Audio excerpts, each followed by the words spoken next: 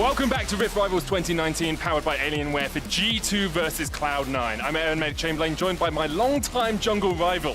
It's Kobe Hartman-Kensler. You got me that time, Kobe, but next time I'll have your number. The classic rivalry, been matching up for ages. Sejuani versus Jarvan. Yep. You know, just went to the better team this time around.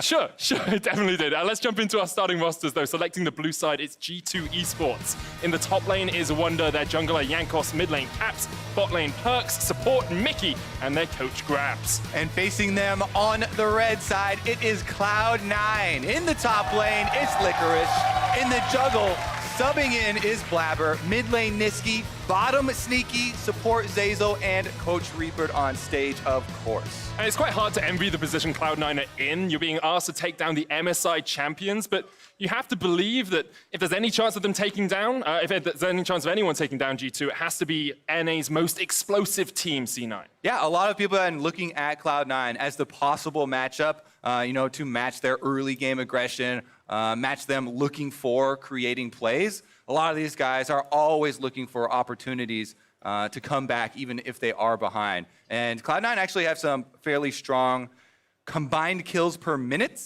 as far as the statistics go in the LCS. So let's see how they can match up on stage. They're actually top of the LCS for combined kills a minute at 0.72 every minute. On the other side, though, you have to think about how they're going to match into G2, who are topping the table in Europe as well. Yeah, we talk about Cloud9 topping some North American stats. G2 top worldwide stats. Yes, they do. And as much as I was happy to win the show match for NA, G2 definitely favored in this one, coming in with absolutely astonishing numbers. Fastest game times, best combined kills, everything going in their favor early on. Cloud9, though, they are bringing in Blabber. So as early as this game could possibly blow up, Blabber has always been a guy that has been super aggressive, looks for those kills, looks for the dives, and makes the team even more aggressive and even more willing to make risky plays. And the way that we've seen G2 lose last week in the LEC was through Broxah making early plays, getting Fnatic ahead, and then snowballing that advantage away from G2. Because as much as they're a strong early game team, it tends to be about the 15-minute mark they really come alive. So if Blabber can get some of those early ganks off, C9 might stand a chance. Yeah, I mean, back-to-back tower dives from Broxah, then camping top lane was definitely the recipe for success. So we'll see if Cloud9 can try and copy that recipe, because up until that game where Fnatic took down G2, it had been quite a while. SKT were the last team to take them down all the way back at MSI semifinals. C9, sitting in second place in the LCS at the moment. They're on a pretty good run of form, although they lost 100 Thieves last week, I believe. Might have been a little bit of a downer. It's definitely been a huge topic of discussion in the LCS, where our top three teams from spring, the Rift Rivals representatives, didn't start as strong in summer as a lot of people expected them to do. Cloud9 included. There's been a lot more variation in play and a lot more maybe testing, maybe working at the kinks here for a lot of the teams. But just in time for Rift Rivals, they did start to look a little bit more cohesive. And we'll see if the training has paid off. That is the question. Can Blabber and C9 take down the almost undefeated G2, or whether... I think the big thing is, a lot of fans at home and me coming into this tournament, the expectation is that Europe win this Rift Rivals. Like, if they don't, and even if they start losing a few games early on, most European fans will be disappointed. It's all right, we've set the tone for winning for NA in the opening show match. Maybe Cloud9 will be able to continue. Sejuani's banned, oh no! Oh no, you can't pick it, and Karma's taken away. Your whole comp has fallen to pieces already, Kobe. It's true. Tom Kench removed, Aurelia taken away by Cloud9 as well. All right, so a lot of focus here on the power picks. The reason why we did pick these champions in the show match is because their just general level of base power is so big. Sejuani, super reliable initiator from the jungle, super tanky as well. And Karma with the buffs on 9-12, giant speed boost, lasts super long time as well. So no surprise that a lot of these familiar picks are being banned out here by both of these squads. Then the Rakan here, targeting Zazel, taking out another one of those possible initiators for Cloud9. getting rid of some of that power in the team fights as well. We'll see where Cloud9 go with their final ban. Some of those flex picks are still up, but 9-12 kind of nerfed the power of flex picks in general, so maybe something like the Sylas, the Yuumi, such a strong support pick, gonna get taken away by C9. And these are definitely more LCS-style bans with the Aurelia and the Yuumi from Cloud9. In LCS, these are super highly prioritized, a little bit less in the LEC, and it's a first pick. That's locked in. That's not a hover anymore, my friend. Yasuo. That is insane. Blind pick, first pick Yasuo from G2. I like it. If G2 are ever going to lay down a gauntlet right now, the Samurai team picking the Samurai champ straight away at Mifo. Oh, I can dive a little bit more into it because this isn't just a flex. Oh, we're blind picking Yasuo. It's stealing away from Cloud9. It's one of their most used combinations recently. Both Cloud9's LCS roster and their Academy roster have been using Yasuo and Gragas combination very early on in draft. So this is a very good steal away pick by G2, and they're actually going to take the whole combination. Just run back C9's draft at them with the Yasuo and the Gragas. C9 have locked in the Sona Akali here, so Sona Taric bot lane still a possibility. The Akali just a strong flex pick. Yeah, it's kind of scary when you're looking at, you know, the recently buffed Gragas combination with the Yasuo. That is very, very dangerous for side lanes. So Jankos here could have a very, very big game on Gragas. There's a lot of backup, an extra threat when you have the possibility of just popping that Yasuo ultimate, you know, halfway across the screen. It is going to end up being the Sona Taric for Cloud9. This is a lane that you expect to lose in CS early on, but bring a very big team fighting power to the mid game. I think the question that comes to mind for me is how does Sona Taric do into Yasuo plus a support in the bottom lane? Because Perks is there. He's a very good Yasuo player. We've seen it through his entire mid-career, and now he's very willing to take some of those mid-lane picks down towards the bottom lane. Yep, it very well could be a bottom lane. It actually could be all three lanes still for Yasuo. Nico could be flexed around as well. So that's definitely going to keep them on their toes. And the big difference, of course, is timing. Gragas and Yasuo are instant abilities, right? You can flash in after your body slam, and Yasuo can combine with it. Taric, you have to have good timing. So this is going to put more pressure on Zeyzal for early ulting with the Taric to make sure that it comes down in time and you actually get to use the invulnerability. And then it's up to G2 to try and kite around that and play around that timing. See how those teamfights do come out. Puts a lot of pressure on Blabber as well, seeing how he can track Jankos in the early game, seeing how he can keep his eyes on the G2 jungler, who has probably been one of the standout performers for G2 so far this split. Very good at getting his team ahead, very good at finding the opportune moments to gank. All right, looks like throwback for another Cloud9 strategy, bringing back the Kindred. Originally, it was Blabber as well as Jensen who did the Kindred and Zillion strategy for North America and really actually popularized it. Right now, we could still have a last pick Zillion to go with it, but then you are looking at a lot of utility on the team. Meanwhile, G2 continue to pick Who's some going more where? power in Who's the going where, solo Kobe? lane Gragas now. I mean, yes, you can solo lane Lee Sin, and this is always the fun part with G2, right?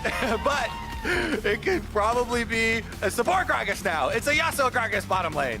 Could be a Yasuo Gragas bottom lane, could be, Mickey's very well known for his Oh! Gragas as well. Yeah, you guys were talking about that too, huh? Could be a AP Gragas. Could be AP Gragas. We'll have to keep our eyes on that as the draft does resolve itself. There's the Gnar. Oh, it's not actually locked in yet. There it is, locked in for C9. So Gnar probably up towards the top lane, Akali in mid, Sona Taric bot, and that Kindred in the jungle for Cloud9. And I do like Akali into Twisted Fate. There's a lot of burst potential at level 6. Akali can look for those kills on the Twisted Fate. You try and pressure the Twisted Fate so he cannot get, map ganks off, right? And we even saw it in the Fnatic game versus G2, where you're able to attach your Shuriken to the Twisted Fate before he lifts off and follow him across the map. So definitely possible answers here for Niski. And this guy, there's definitely a spotlight on him playing back against Caps, some European mid laner rivalry. Yeah, I mean, actually, Niski was kind of Caps' understudy. He played on Fnatic Academy when Caps was in the Fnatic main squad in 2017 before he came over here to play in North America. So a lot of rivalry between those two guys. I'm sure they will be trying to prove their dominance on the Rift. I expected a super fun ban and pick phase here between G2 and Cloud9 because these are two of the teams that are willing to try most strategies, and we are not disappointed, Medic. Not at all. Quite the switch up here. Let's see if the lanes actually stay the same. Okay, so it is going to be that Yasuo Gragas bottom lane that we're looking at, and that all-in burst potential for the Terexona, like we were talking about, it's very scary, right? Because while the healing and shielding can heal you up after trades, it doesn't help a lot for the instant all-ins, and that's what Yasuo Gragas is about. Just about popping someone as quickly as you can. These two teams, these two drafts, eclectic to say the least, exciting to be sure. It's Rift Rivals 2019, and we are here to party. Let's go C9! Let's go C9! Crowd definitely behind them, and Westrice was probably our best performing player in the show match as well. So Cloud9 had a strong start to Rift Rivals before they even hit the Rift here. We'll take a look because we haven't seen Gnar in a long time either in professional play. Started to come back a little bit after the buff several patches ago, but I do like this answer for Cloud9, flexing to the top side to deal with the Nico. That's a super oppressive lane. Wonder has gone Comet though for the Nico, so probably going to be that AP Nico, a lot more burst damage for team fights rather than, you know, the press the attack and auto attack oriented side lane. Well, we'll see how the Nico does play in the top lane as the game goes on, but for now we have Ovely on the sidelines with a quick interview. Thanks, guys. I am here with Grabs. Now, whenever I asked any of your players, what am I going to expect to see today, they wouldn't tell me, they just laughed at me. So talk me through this comp. Just Perk saying he doesn't want to play AD carries at Rift Rivals, so he wants to play Yasuo. We did it, luckily enough, Cloud9 picked Gnar, so we can actually put Perks on top lane this time. But yeah, I had no idea as well what's going to happen. So here we are. Now, Cloud9 is always a team that surprises their opponents, so what can you expect from this team, and what do you think about their players? I'm really surprised they're still picking Sonatara and be so boring at Rift Rivals, but sure, they can go ahead. We have some experience with it and you, so I think we're going to smash them. Well, Grabs, thank you, and best of luck to you and the team. Back to you guys. I love that because we've been discussing, you know, all the differences in regions, and they've come up with their counters already, looking to smash the Terexona. As we said, there's a lot of burst potential with Yasuo Gragas. So it's actually Gragas Nico. Oh, in the yeah. bottom lane. Yasuo has gone top. That's Perks up towards the top lane now. Caps is playing mid, so he's the only one sticking to his usual role. Paying attention so closely to the interview here. I mean, they talked about Cloud9 surprising people. G2 is one of the most surprising teams in all of League of Legends. And Perks on the top side here. Oh, they go in the Ignite First Blood! Europe strike first at Rift Rivals. Yep, that's going to be the level 2 first for G2, and they immediately all in. Doesn't matter if it's Yasuo or Nico Medic. The follow-up is there. Flash Root from Wonder does get it. And the burst onto Sona finds the kill as they're still level 1. And now your eyes fall onto Blabber on this Kindred. Needs to be able to get his team ahead. Looking for the gank down towards the bottom lane. Jumps across the wall. He's in a good position. Remember the flash used by Mickey. They might target Mickey here on the Gragas. Definitely pushed into tower though, so they might want to wait for a little bit of that to get cleared out. No offensive summoners left on the C9 bot lane. Dazzle's gonna land. Mickey caught out. Blabber on his way. No flash on that Gragas, remember. Jump in from Blabber. Mickey trying to trade back, looking for the body slam, but the chase is on and C9 will strike back. You have to feel the second kill of the game goes across to the North American. Oh, backwards! He's stunned under the wall! And Caps gets his kill. Oh no, that feels so bad for Nisqy. He blunders under the tower. Backwards with the Q as well, and immediately gets punished. Caps gets the kill. Twisted Fate gonna be off to an early start. So close for Nisqy in that mid lane. No flash, no teleport now. Jankos looking towards There the we top go. lane. Should be an easy enough tower dive for them. Licorice nowhere near that Mega Gnar. Yeah, Licorice does have flash, so he could look for the outplay on the knockup specifically. Not sure the minion wave's big enough, but the TP's coming in towards the top lane. Caps has gone up there. Blabber's still down towards the bottom side, but it's a 3v1. Uh-oh. Licorice jumping away with the hop. Perks tanking up the tower. He won't quite fall. Jankos gets the kill. One more shot would be enough, but he dodges to the minion. Yeah, you could outplay 1v2 sometimes, but 1v3 being in Caps up as well. G2 are pushing the tempo. Pumping it up, we said they have the highest combined kills a minute of any team in any major region. over 1 kill a minute in every single one of their games, and they're living up to that right now. And a lot of that is the spillover off of that mistake from Niski in the mid lane that allows Caps the extra time. He pushes the wave, he gets to go roam top. You know, so Licorice actually paying some of the price too for that mistake. We've seen Niski trying to get across here to spot out Jankos. While he does, I do want to bring attention to the historic record at Rift Rivals between these two teams. It's 1-1. Yes, this sir. is the tiebreaker, Kobe. I only say that because Jisoo's ahead. I wouldn't put it up otherwise. Fair enough. All right, Niski trying to get a little bit of redemption in the mid lane here, trying to trade with Caps, but Caps just continues to chug away on the Corrupting Potion, knows how he just stands in the minions, so there'll be a lot of trade back damage. Here's another look at that tower dive. They call in the teleport from Caps to the top side since he just got his recall off. Sneaky's dead. He had the flash but couldn't get away in time. Zazel flashes away just underneath his tower, and G2 are pushing the tempo in this bottom lane. Well, Grab said they were going to destroy the Sonateric, and they are destroying the Sonateric here. Gragas once again able to find it, and Wonder gets another one on the bottom side. All this kill credit's actually going over to Mickey. So he is going to be semi-AP Gragas, I guess, you know, upgrading Spell Thieves a little early. I think knowing Mickey, he might even go towards the Proto Belt or something like that. Just get that full burst damage on. I mean, it is so effective versus the entire team that we're looking at, right? We talk about, yes, the Sonateric, but also against Kindred. Gragas is one of the best champions against Kindred because you have snap initiations. You can force the ult early, and then you can just wipe her off of the Kindred ultimate with your Gragas barrel and pretty much nullify everything the champion brings to it. Let's get another look at it. How did this one happen? Because Mickey didn't have flash for it, so Wonder just walks up and roots them. Tanglebard's going through minions and extending the range, actually really difficult there for Sneaky. He did have his flash, so I think he just didn't anticipate it getting quite that far. And now C9, you know, 2,000 gold in the hole, but you have to start looking to Blabber. Has had that one good gank, needs to try and make a play happen somewhere else on the Rift, because otherwise you do feel if G2 keep up this pace, G2 keep up this aggression, C9 are going to start falling further and further behind. Definitely looks to be the case here. Bottom lane going to struggle. Minions pushing now into G2's territory. So it's very difficult here. You mentioned the flash for Sneaky.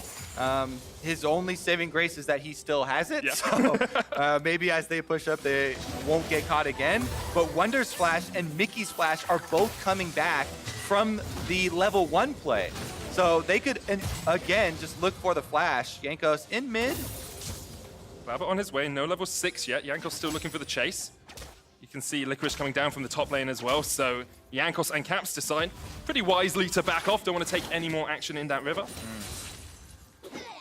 All right, we'll see where Caps can use his first Twisted Fate ultimate as well, because with that gank mid, they forced Niski out of mid lane, so Caps should be able to push that wave and look for another offensive play. There are flashes for G2 now back in the bottom side, and Sonateric, very squishy and very good targets.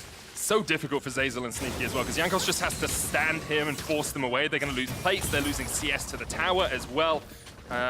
Just miles behind in this lane, and we've seen if you can put Sonateric behind, it takes them so long to get towards that team fighting, which you have to feel is what C9 want to do. Yep, G2 going to keep up the pressure off of their pushing bottom side. They go for the blue invade. Caps is able to take it away on Twisted Fate and get another one for himself, plus retreating over to the Mountain Dragon. So G2 doing a very good job at punishing the Sonateric. You know, they talked about it a bit as how it's, you know, fallen off with a lot of these counters rising up, and they're utilizing them very well. They are 8 minutes in. It's about a 3,000 gold lead for the European and MSI champions. C9 need to find an avenue of approach to get back into the game. And Kobe, if I were to ask you, you know, what are the next steps here for C9? Like, what are you thinking as a team, and what are you communicating as a team to try and slow this bleed? Well, the main thing they're thinking is trying to stem the bleeding, right? Because you talk about trying to get to the Sonateric team fighting. They're just hitting level 6 now. So they're trying to put a stop to these G2 plays. A little bit of defensive warding goes a long way, and especially around mid lane, because as we keep talking about Twisted Fate, the ultimate comes through. Knock up with the last breath, and here comes Caps, straight up towards that top lane. Licorice going to flash away. Caps still on the chase, does have the flash, but doesn't want to go any further. And Licorice escapes very well up towards that top side. Yeah, it's really hard for Gnar to get away from Yasuo. This is one of the oldest counters to Gnar when Gnar was super meta, because Yasuo can go all in, choose the timing, passing through the minions and getting that knock-up while Nara's mini form. Plus, they try to combine that with the Twisted Fate ultimate, and it is a trade of flashes. Perk's flash for Licorice's flash. So well played by Licorice to get out of that. And it's also the first Twisted Fate ultimate down. Blabber, though, super aggressive. He's been seen. Wonder is there. Mickey going in. Blabber jumps across the wall, but here's the pop blossom. Niski on the chase as well. Mickey coming in with a flash. Jumps in. Blabber straight in the moment with the Lamb's Respite. Niski's going to jump the wall. They're trying to chase onto Wonder. Niski in the Shroud. Wonder will fall as well. 1-for-1 so far, but Caps is in the TP, and he wants a little bit of this action. Has the gold card locked in, and straight into the back of Niski, who jumps away with perfect execution. Yep, and he's going to be able to dodge that Q from Jankos. G2 staying on the chase, though. Cap still has flash if he wants to go forward, but won't do it quite yet, and C9 able to get a 1-for-1 trade in the bottom lane. All right, Blabber goes for the invade deep in G2 territory. Well, they have no priority bottom lane, but it was at a reset timing for bottom lane, so that's why they thought they could do it. Teleport from Caps came in to punish it. In the end, ends up as a 1-for-1 though, and Niski now looking top at Perks. No flash. Niski trying to do what Caps has done so far this game. Perks caught out, no flash on the Yasuo, dodging around, hits the knockup, but he's gonna fall, and C9 find their answer to this bleeding. They're stemming it pretty well. That's 2 kills back-to-back on Niski, so some hope for Cloud9 in the Akali the later the game goes. Mid lane is getting pushed in forward though. You can see Caps getting another turret plate for himself. Won't quite be able to take down that 4th plate in the mid lane, but he is sitting on a sizable sum of gold, about 1,000 ahead of Niski. Licorice teleporting up towards the top lane as Blabber's going to get his first objective of the game in the form of the Rift Herald, and Jankos looking down towards the bottom lane. Ward comes out from Zeyzal, Caps is here as well if G2 wants to go for the full-on dive. There's no teleports for C9, so Sneaky and Zeyzal have to abandon ship here. That's a smart play. Yeah, there's no way you can stick around, defend that turret. G2 are going to claim first turret bonus for it. And with it, about a 4,000 gold lead, but Blabber's up towards the top side. You've still got a couple of minutes before those plates fall. You have a Rift Herald here as well. This feels like a pretty effective time to use that and try and get some plates of your own. All right, chasing down Niski here. Can he dodge the Q? Does find it. Nice little sidestep there for him to get out of the early pressure. Turret plate actually goes down while no one's around to see it, by the way. And if you're not in range, that money just goes into the dirt. So even though that gank doesn't get a flash, it doesn't get a kill or anything, it did deny turret plate money because that one was very close to going down. G2 grouping up around the mid lane now to try and keep this blistering pace alive.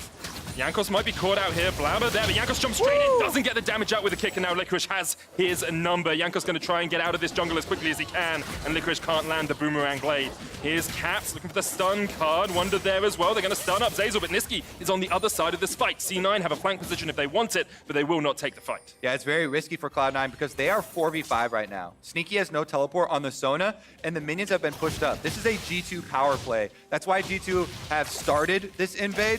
They had the recall, so everybody could go and collapse into the red side of Cloud9. This is what you want to do when you have the early lead like this. You coordinate the 5 members, and you make use of the time where you have this pushed up bottom side. You can see the minions were all the way up to the tower. That meant that C9 could not react to the play. So it was a very good invade there, using their extra advantage. Now they've got Niski. Niski knocked back into the Tangle Bar, but he pops the Twilight Shroud just in time, goes invis, and now tries to put the pressure back on G2. That's a lot of damage down, and that was very well played by the C9 mid lane. Able to get out of it. Akali, very mobile champion here. Trade of ultimates. In the end, the goal that we talked about earlier, where Cloud9, after this early power went to G2, are just looking to stem the bleeding and kind of slow down, has been pretty much accomplished. They haven't been able to trade anything back yet. They do still have the Eye of the Rift Herald, but G2 has such a big gold lead. It is so difficult to find the area where they actually want to take advantage of the Eye. G2 right now just have so much power. The Luden's Echo completed for Nico, Trinity Force for Twisted Fate, Static Shiv even for the Yasuo, which helps with wave clear. So they are definitely ahead on items right now. And Cloud9 trying to just keep their Carriage Sona a little bit safer. They've able to get pretty close to their team fighting stage here, have access to the ultimates and the double conversions of their support items, and the extra vision might go a long way. And just looking at the total gold in that bottom lane, Sneaky and Zeyzal are sitting at about 7,000 overall compared to 9.5 coming out from Mickey and Wonder. And looking at the team compositions and how you want to play out the mid game for each side now. G2, they want to continue to pressure the side of the map. They have the Twisted Fate. They're the ones trying to split C9 up so they can then invade, continue to take away resources, and look for the pick kills and the burst damage there. They have so much pressure with the Yasuo topside all the way up to the turret. You can see Static Shiv annihilating those minion waves. Cloud9's answer is the Rift Herald mid and bottom. Niski jumps in, but Jankos was waiting in the wings. They can't see him in the shroud, but they can knock him out of it darn well. Another kill across towards G2. Where C9 used that Rift Herald mid to try and get it in. Wonder goes in with the Tangle Bombs. Here comes Caps. The stun card's gonna land, but the Cosmic Radiance will keep Zeyzal alive for the moment. Pop Blossom doesn't land either. A great crescendo comes out from Sneaky. Blabber fighting Jakobs down towards the bottom side, but already Zeyzal's down, and G2 continue their offensive. Blabber now caught in no man's land as Caps flashes forward. Gold card into lockdown, and Blabber cannot escape. A double for the G2 mid. Yeah, Cloud9 should not be looking for these plays in an offensive banner. G2 absolutely destroying them. Jankos with a great counter gank on the bottom side, just lying in wait, waiting for Niski to go for the perceived 1v1. And that chains into the mid lane play there. After Niski goes down, it's a really good rotation up towards mid lane, and G2 kind of blow this game open after taking that tower. No area of the jungle for Cloud9 is now safe. Everywhere, they have to assume, has been lit up by wards from G2. Yeah, keep your eyes on the C9 red and blue side jungle. See how many G2 wards are placed in there over the next little while, because it's going to be peppered with vision. Flash root there from Wonder. And it was a good ultimate from Mickey to get Zeyzal back, and then they flash, but Zeyzal goes back in to try and get the stun, thinking that they had the advantage with Blabber coming over, but Blabber was mirrored by Jankos. So Cloud9, since they're down one member, kind of overcompensate there, and they bait themselves into another death rather than fully retreating. So G2 get more out of it than just the objective. They keep collecting these kills, and they are looking unstoppable. And they've definitely done what their coach said they wanted to. Snowball through the bottom lane, put that Sona Taric behind. And a stat that I'm sure some North American fans won't be too pleased to hear. In the LEC, between 15 and 20 minutes, G2 tend to triple their gold lead. It was 5,000 at 15 minutes this game. We'll see if they can keep that on track and be 15,000 ahead when we get towards 20 minutes. Niski knocked back the shroud, the stun, the CT chain. Another kill as Niski falls and G2 push up top. The timing on that ultimate from Mickey, once again, waits for the dash from Niski. They're going in! Jankos going in, they catch out Sneaky, he's done. Blabber's going to get some damage back onto Jankos, but that tower will fall. The chase is still on. Lamb's Respite comes out, but Wonder, actually it's the Shapeshifter going into the backline there. G2 pushing for an inhibitor. Only 17 minutes in, they want a little bit more. The stun from the Dazzle comes out, Blabber healing up, but Caps is too darn tanky. Zeyzal caught out as well. It's a killing spree for Mickey, and it's 12-3 for G2. Yeah, they are definitely accomplishing their goal of stopping the Sona Taric, Medic. That amount of pressure difference in the bottom side has just destroyed C9. G2 continually looking for the dives. Jankos had a really nice kickback there on Lee Sin to start it out, and then they followed up with Twisted Fate. So this is what I'm talking about with Mickey.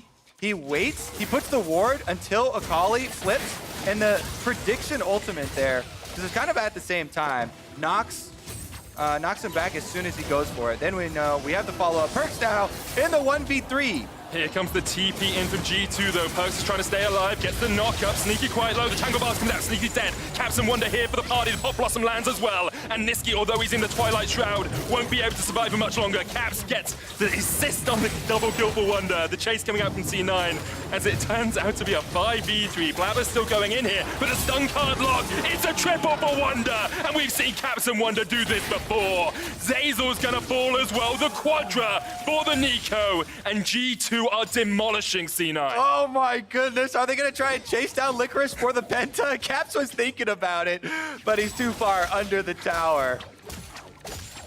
Oh, the amount of times we've seen Wonder and Caps do that in the LEC at MSI, it's actually beautiful to watch from time to time, but C9 pen back into their base, super minions pushing in top. The next inhibitor tower, the target, and Mickey, he lands the ignite. Sneaky's ticking away, but the heal might be enough. It's not! Mickey on a rampage, the solo Q terror that is his Gragas is showing just what it's made of. Oh my god, he throws the Q, then goes for the body slam flash combination, dumping the ultimate and ignite at the same time. Beautiful combination there from Mickey.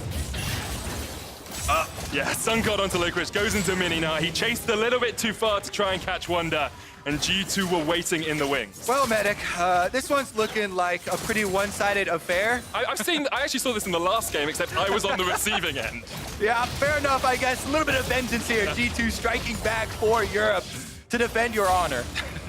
Thank you very much, G2. Second inhibit's gonna fall. As we get to the 20-minute mark, it is a 16,000 gold lead. So G2 have done what they do so well and tripled that gold lead. And now it's all done, but the Nexus falling, you have to feel. 2 lanes of super minions pushing in. G2 don't even care about the Inferno Drake, don't really care about the Baron. All they want is this final inhib and then the Nexus.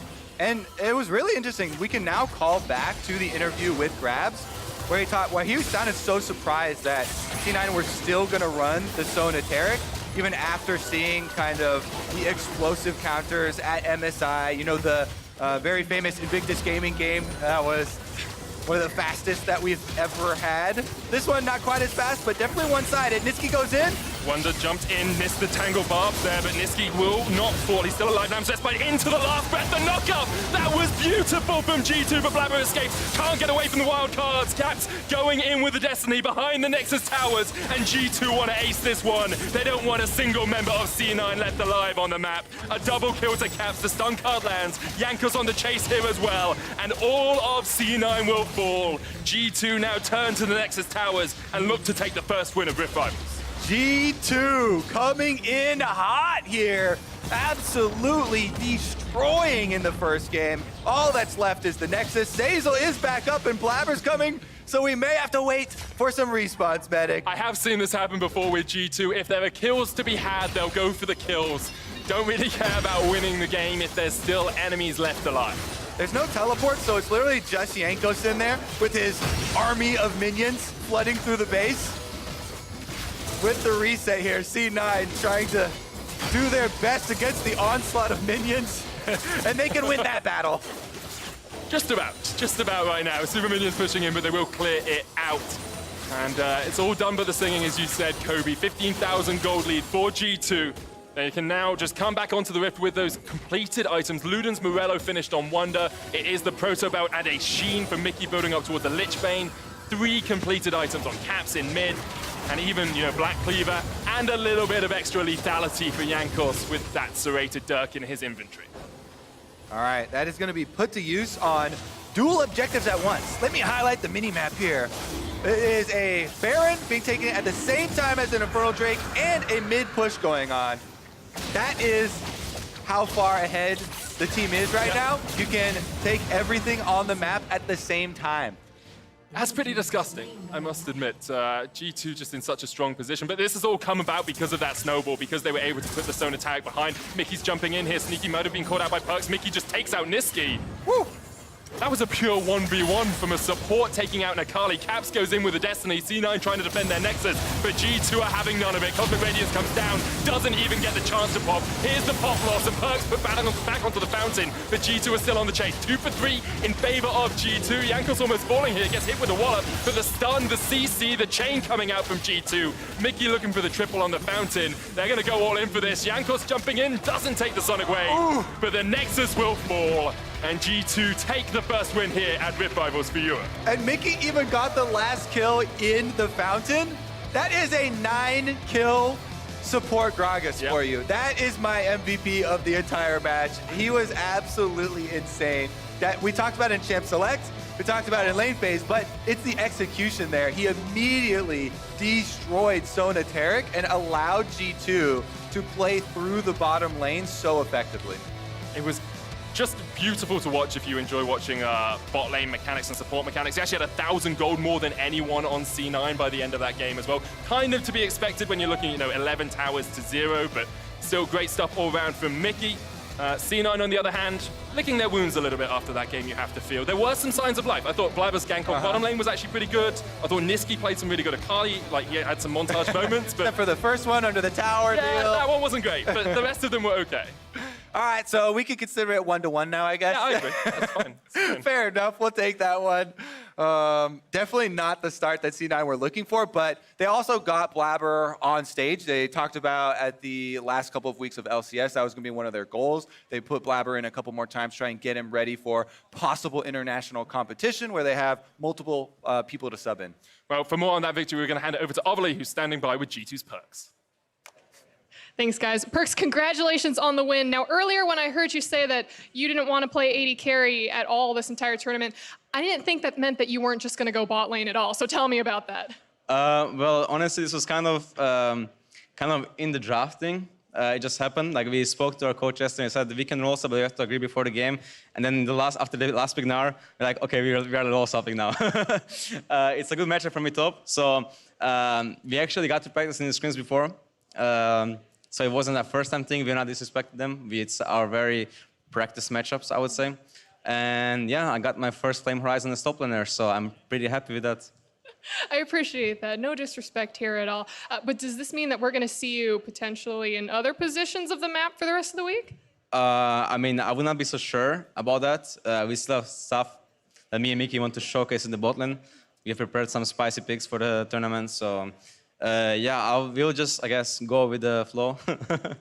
I'd say you had spicy picks with this comp just in general, and it looked like you had a lot of fun with it. So if we were NA teams right now, what should NA teams be thinking about EU coming over here? Oh, well, you can, like, I guess you can kind of see us as Vikings. We are like coming here to conquer NA and then just like leave, you know. So, but it's a wonderful country, so we will enjoy our stay here. But yeah, I mean, we want to like try stuff and experiment how it works, and then we can maybe like pull out some stuff in LEC or even later worlds. So I think overall, it's always fun to play against teams from international stage. They play a bit different, and it's just fun to compete against someone who you don't usually compete against. So I think I like it, yeah. Well, your next opponent takes place first match tomorrow. It's against Team Liquid. You just fought them in MSI. Do you think it's going to be a close rematch? I usually I hear how it says that the difference between the best team in the world and them is like very small, but they're not even the best team in NA right now. So I don't know why he would say that. All right, really quick. Tell me about your date with Double Lift that we saw on Twitter. Oh, it was wonderful. He took me to a beautiful place, and we had some ramen, and we met for some milk tea after, and it was great. I enjoyed the date. Would love to date him again. Wonderful. Well, I'm glad that you enjoyed it. Hopefully you get the maybe second date come tomorrow. But again, congratulations again on the win. And for more on the game, let's hear from the State Farm Analyst Desk. Thank you, Ovely. Welcome to Rift Rivals 2019, presented by Alienware, where no games have been played yet. Yeah. Fresh start to the tournament. Show match should be fun. Seriously, though, blink and you would have missed it. G2 absolutely handled Cloud9 there. I mean, that was a smash. Oh, yeah. I mean, starting from level 1 in the bottom lane where they got the double or got the kill on towards Sneaky, it felt like C9 had no ability to combat against them. G2 was always on their side of the map and always pressing forward. That said, top of the day, Azael, I had brought up the idea of Reaper and his drafting, but how G2 would present quite an obstacle for him, and we saw that on display here. Yeah, I mean, we definitely did. I think that G2 is the most flexible team in the world when it comes to draft. You know, we're seeing not only can they basically play every champion, they can play the champions in different lanes very competently. You know, Perks talked about how they had even practiced him playing top Yasuo against Gnar. Like, how do you prepare for that? What other team is giving you that practice where their AD is going to swap top, play Yasuo as a counter pick to your last pick? Like, this is stuff that you can't prepare for, and they're so damn good at doing it that you get games like these. Yeah, the thing about G2 is that a lot of times we say pro players, they're really good at their roles. Right. But G2 players are just so good at League of Legends, you can plug and play them on any champion,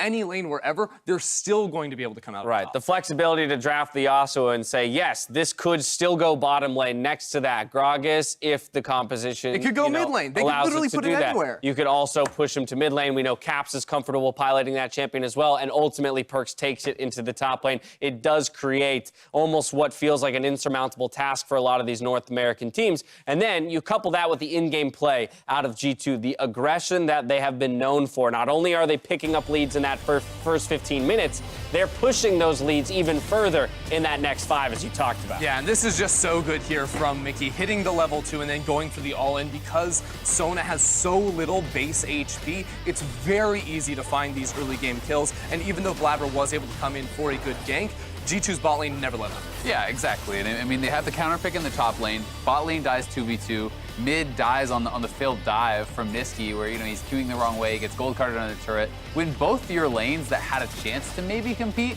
have died without the jungler even visiting, as a jungler you feel like the game is so doomed. So certainly an ugly death there from Nisqy and Licorice. I don't think there was much he could do in this game. Right. Perks was playing the matchup very well. He got TP'd on by TF 3-man dove. Then he gets TF ulted on and dove again. It's a very difficult situation for him to really be in. I really saw the map begin to crumble for C9 again when a few of those advantages are taken, and G2 just shows that willingness to push everyone across the map. As soon as bot lane has an advantage, great, we'll go cover mid while Caps, you go up the top. God. These gold differences, no. Ender, you called it out. You said 15 to 20 minute mark. Yes, they build massive leads in the first 15, but they turn it on within that 5-minute window. More than doubled their 15-minute gold lead in 5 minutes. And for context, on average, they usually triple that lead. So this was sort of like a low down game. Well. Oh, yeah. I like it. That's what Okay. no, the G2 had Glass half taken. full here. G2 took so much, it was almost impossible for them to triple their gold. See, we got them. They never expected it.